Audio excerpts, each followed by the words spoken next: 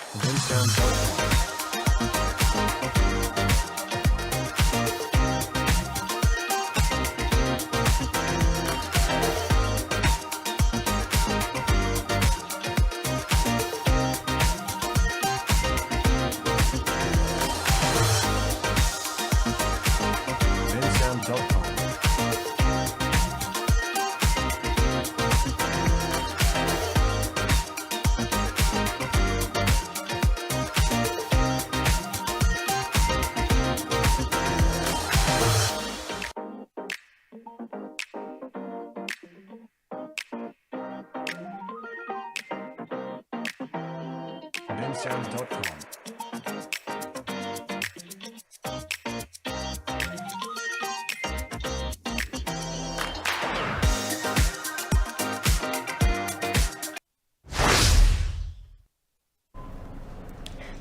Good afternoon, Jays, and happy Tuesday. Today is October 29th, 2024.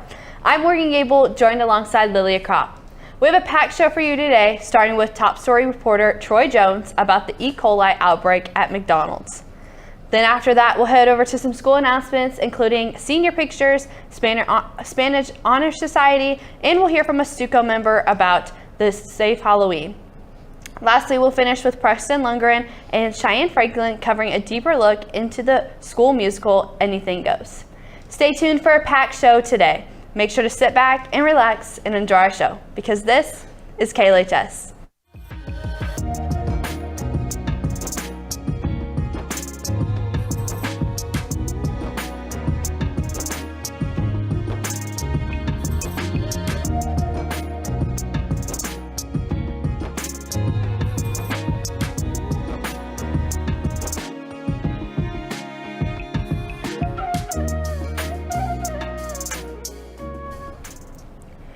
There will be a girls' basketball meeting tomorrow morning at 8 a.m.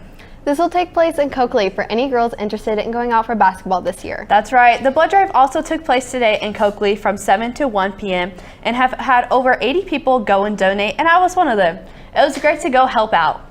When donating, you are saving 3 lives. According to Blood Donations, they had an outbreak late last year of blood loss due to shortage of blood.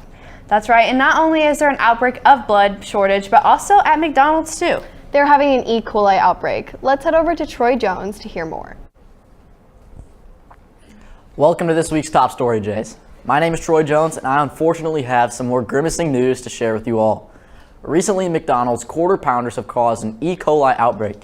This outbreak has been going on for over a week now and has left many people hospitalized and 1 person dead. According to the Colorado Agricultural Department, they detected E. coli in samples of the beef patties from the Quarter Pounder. But after further testing, they have ultimately ruled out the beef patty from being the source. After narrowing it down, they found out the slivered onion are the source of the E. coli bacteria. McDonald's has stopped sourcing onions from the sourcer, Taylor Farms, for the time being. Onions from the sourcer have been sold in Colorado, Kansas, Wyoming, and other surrounding states. Many McDonald's locations will continue selling the Quarter Pounders just without the onions, and some aren't going to be selling them at all. McDonald's isn't the only fast food establishment that has had an E. coli outbreak in the recent years, though. Back in August 2022, Wendy's had an outbreak in Michigan, Ohio, Pennsylvania, and that's it. The source for the bacteria was the romaine lettuce they used, and it was pulled from all stores. After the outbreak, 37 people ended up getting sick. Chipotle even got hit with an E. coli outbreak back in 2015. The outbreak started on the West Coast and sickened 50 people. Then a month later, 30 more Boston college students came down with the illness after eating at a Chipotle. All stores were ordered to close down and retrain their employees, and Chipotle ended up having to pay a $25 million fine to settle the case. If I were you, Jays, I would stay away from McDonald's for a little while. But that is all I have for you today. This has been Troy Jones reporting for KLHS. Thank you, Troy. Hopefully McDonald's gets it under control. I agree, because that is my after-school snack. Yeah. With that, let's head over to some school announcements. The Thespians have been very busy lately with meetings, fundraisers, and practice. Thespian is an honor society You may be an apprentice thespian for your first year while you occur at least 10 points for the induction in the spring. Apprentice thespians can participate in most thespian activities. Thursday, October 31st on Halloween, they do not have practice. Today is all district rehearsal conflict. This is for the selected students, so good luck to them. Moving on, tomorrow, October 30th, from 5 to 7 p.m., Stuco and Klee Club are hosting Safe Halloween, and this will include a trunk or treat. This will take place here at LHS, and this was recently just moved to inside in Coakley due to the weather. Several different LHS clubs will be joining in on the fun by hosting a table passing out candy. Please come and support the school and have fun at the same time. Let's head over to a fellow Stuco member to hear more.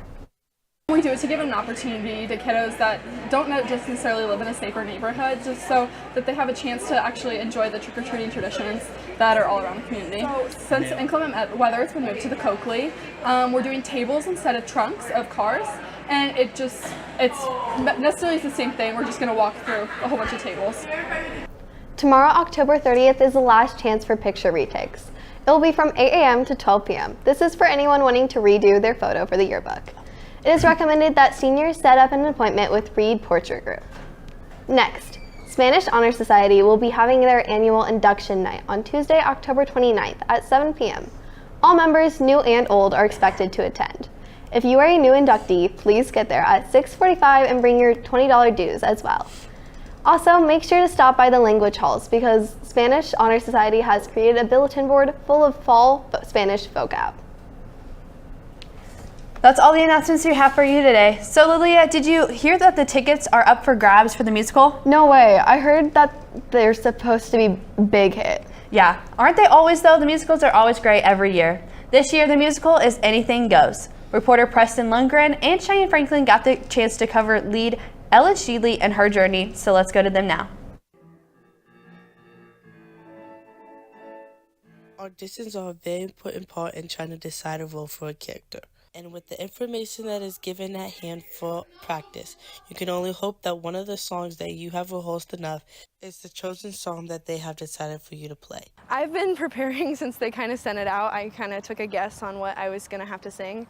And so I prepared quite a few of the songs that the lead does sing. And I was lucky enough that one of those was the song I got to sing in my audition. For being a major role, there's so much more that goes into deciding who should be the lead than what meets the eye. For students in leading roles, they have to possess kind of an endurance that we know that they're going to be able to sustain, whether that's character or a vocal tendency throughout the whole production journey, leading up until opening night and through the 3 runs of our shows.